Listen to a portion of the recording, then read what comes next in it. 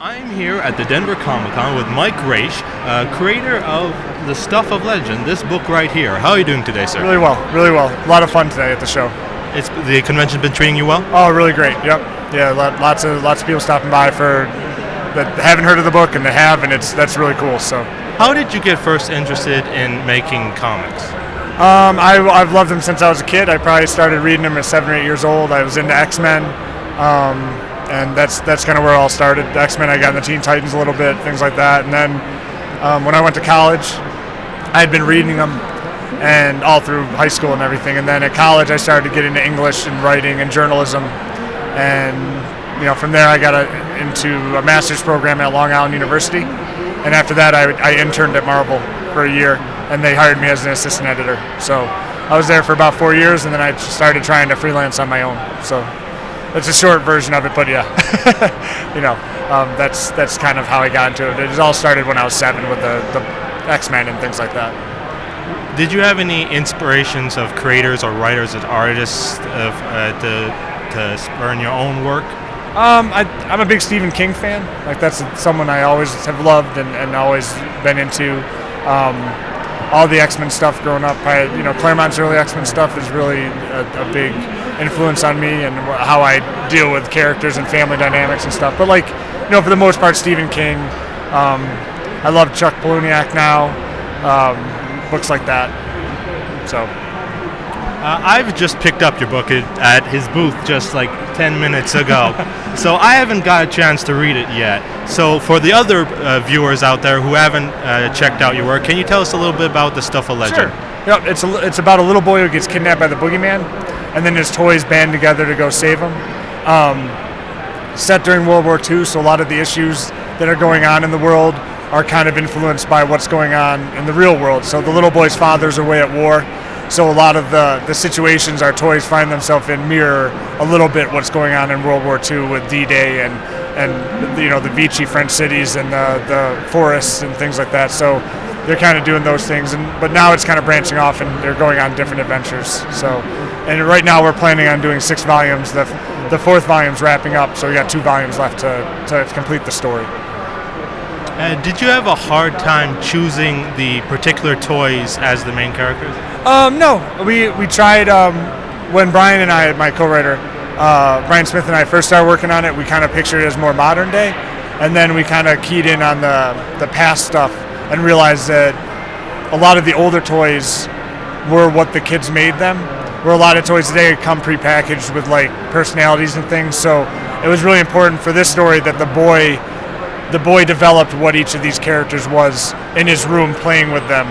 And whereas today, like if you buy a Star Wars toy, you know all the characters, you know all the things, you know everybody that's there, you know what their roles are in the room and how they fit in that world. Where like this with the teddy bear is his best friend, it's his protector. He's got his pull duck, he's got his piggy bank, he's got all these different characters, the toy soldier and the Native American princess. Like they all have been developed and influenced by how the boys treated them. So like that's kind of how we brought our group together, and we tried to use classic toys that some classic toys and some things that maybe are a little different and special just to this boy. So I don't know if that answers the question, but I think I did a little bit. And you mentioned about defining the personalities. Yeah. How was that process when you started the book?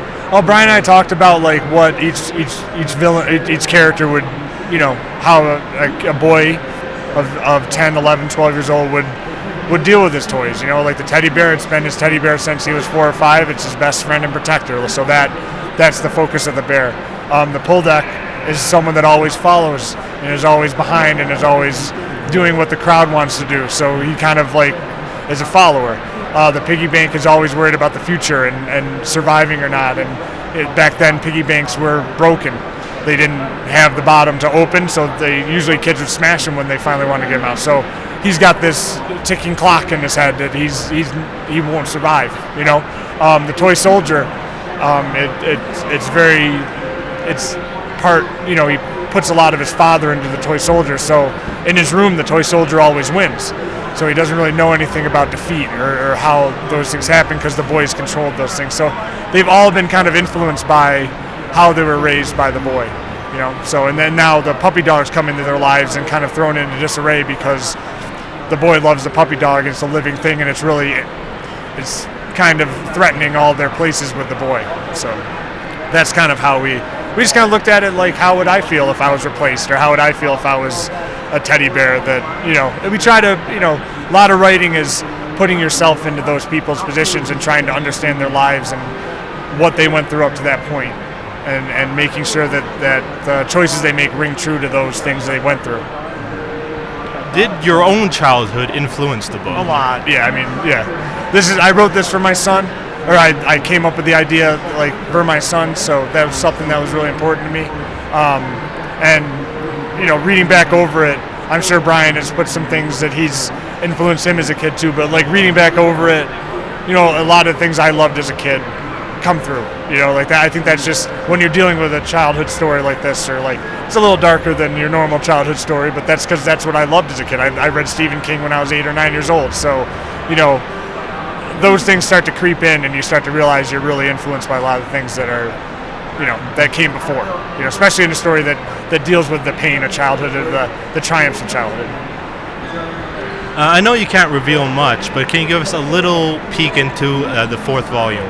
The 4th volume is The Toy Collector. And that one we're dealing with, there's a lot of during the course of this book, a lot of the toys that the boogeyman has been using in his army have been defeated or broken. So he's realizing that he's running out of army. So a lot of this is about gathering an army and bringing them back. And like toys can be fixed, so there's a way to do things, certain things, but it's not always a natural thing to do to bring something back from being broken. They don't come back the same. So a lot of this is about the idea of like letting go and kind of moving on. And then Max was the main character, the teddy bear, one of the main characters. He's off with a couple of the Scout, the dog, and Monty, the monkey, trying to find a way to defeat the boogeyman. And they've decided that the old nightlight from the room might be the best way to defeat him. So they're searching for that nightlight, and in the process they found a place called Storyville, which is where the nightlight is used, and it's kind of an interesting place. It's a lot of the storybook characters. So, we have all these characters are kind of on their own journeys right now, and soon they'll come back together. In Volume 5, which is called A Call to Arms, the two sides start to really gather their armies, and then the last volume, Volume 6, is the war. So that'll be the battle for the boy. So that's kind of where we are, and it's exciting. We're starting on the downhill of the story, so you get to a lot of the things you've been building and preparing for. So it's kind of bittersweet. Like some characters aren't going to make it, so it's you have those moments and you have to write through them. So I really love all the characters. So it's always and I hope that shows when people read the book. You mentioned to me earlier at your booth that a certain company is interested in the property. Yeah, well, right now we're in the process of talking with Disney about doing a deal. They announced the director and writer announced that they were part of the book already, but we're still finalizing our part of the deal. So hopefully that all goes well, and it should. It seems to be, and Disney gets to hopefully take a crack at telling the story in their own way, which would be awesome. So. If the deal does go through, what would you like to see, particularly the direction of the film? That's always hard because we have 6 volumes to tell a story. They're going to do something. They're not going to, I can't imagine they'd commit to like 3 or 4 movies at the beginning. So they're going to have to tell their own story, and I just hope they keep a little bit of what we tried to do and do their best with it. I think the best thing for us is that if they do end up signing and we end up getting this done, it'll bring people to the book, and hopefully that'll make people want to see the movie and vice versa. Like that's all you can really ask for that, and that it's a good movie and tells a good tale, using our world and stuff, because it's hard to translate 6 volumes into one movie. So, and I know the director's extremely passionate about it. I've seen some of the things he's done, and he's amazing. So it's good. I'm excited for it. Well, thank you very much for talking with us, and I wish you all the luck with the movie adaptation. Thanks so much. I appreciate it.